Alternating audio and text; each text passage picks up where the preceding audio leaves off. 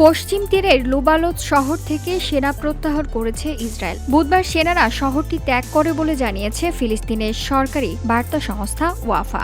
প্রতিবেদনে বলা হয়, গত শনিবার লুবালুসে স্থানীয় ফিলিস্তিনি এবং ইসরায়েলি বসতি স্থাপনাকারীদের মধ্যে দাঙ্গা ছড়িয়ে পড়ে। পরিস্থিতি নিয়ন্ত্রণে মঙ্গলবার সেনা মোতায়েন করে ইসরায়েল। টানা প্রায় 14 ঘণ্টা সেনারা শহরে অবস্থান করে।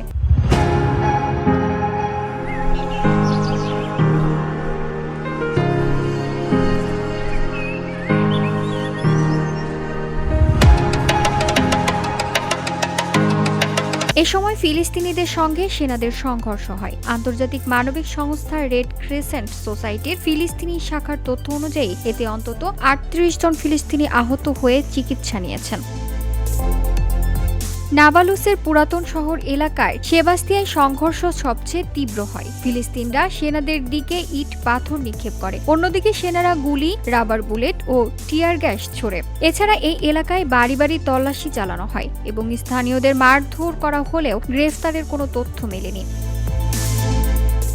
ফারজানা একা, ভিওডি বাংলা নিউজ ডেস্ক।